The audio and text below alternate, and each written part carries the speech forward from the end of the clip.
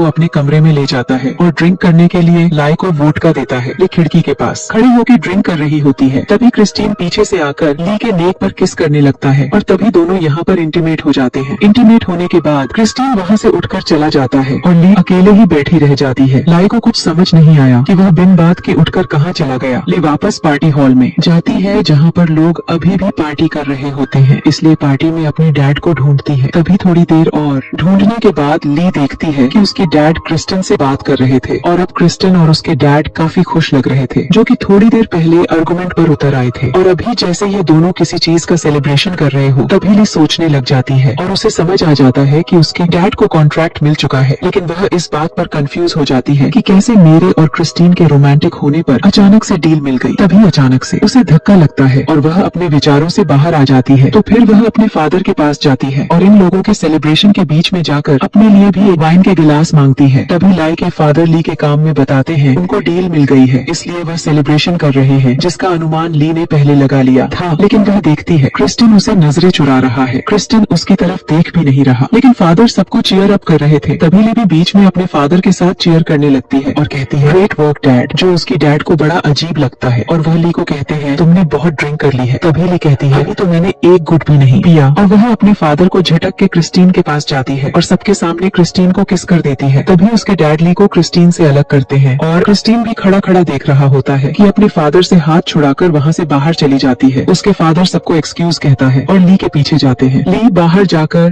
Taxi के लिए हाथ हिलाती है। तभी उसके फादर पीछे से दौड़ते हुए आते हैं और अपना कोट अपनी बेटी को पहनाने लगते हैं। तो इस बात पर ली रोने लग जाती है। उसके डैड उसको क्लेम डाउन करने की कोशिश करते हैं। ली को समझ आ गया था कि उसके फादर ने उसका यूज किया है और जानबूझकर उसको इतना फ्रीडम दिया है क्रिस्टन से डील पाने के लिए, उसका यूज किया और अब यहाँ पर अपनापन जता रहे हैं और कह रहे हैं कल तक सब ठीक हो जाएगा। क्रिस्टीन ने भी उसका अननेसेसरी फायदा उठाया। इंटीमेट होने के बाद क्रिस्टीन उससे बात तक नहीं कर रहा था। ऐसा लग रहा था जैसे वह उसके साथ सिर्फ इंटीमेट होना चाहता है। तभी उसके फादर उसको हक करते हैं, लेकिन ली अपने फादर से दूर हट जाती है क्योंकि अब फादर और डाउटर के बीच रिश्ता खत्म हो गया था। तभी उसके फादर कहते हैं कि तुम्हारे अलावा मेरा इस दुनिया में और कोई नहीं है, प्लीज तुम रुक जाओ। ली को यह सुनकर रोना आ जाता है, लेकिन फिर भी वो टैक्सी में बैठ जाती है क्योंकि उसके फादर ने उसका बुरी तरीके से ट्रस्ट तोड़ा था। रोते हुए ली टैक्सी में बैठ जाती है और डेनमार्क के लिए निकल जाती है और उसके फादर पीछे अकेले ही रह जाते हैं। रिश्तों की यह बुनियाद हमेशा विश्वास पर टिकी रहती है। एक फादर ने फाइनेंशियल गेम के लिए अपनी बेटी का विश्वास तोड़ा, ली के लिए यह दूसरी चोट थी। उससे पहले क्रिस्टीन ने उस पर ट्रस्ट तोड़ा और इसके साथ यह कहानी यहीं पर खत्म हो जाती है। आपको यह कहानी कैसी लगी नीचे कमेंट में जरूर बताइए। तो मिलते हैं नेक्स्ट वीडियो में। धन्यवाद।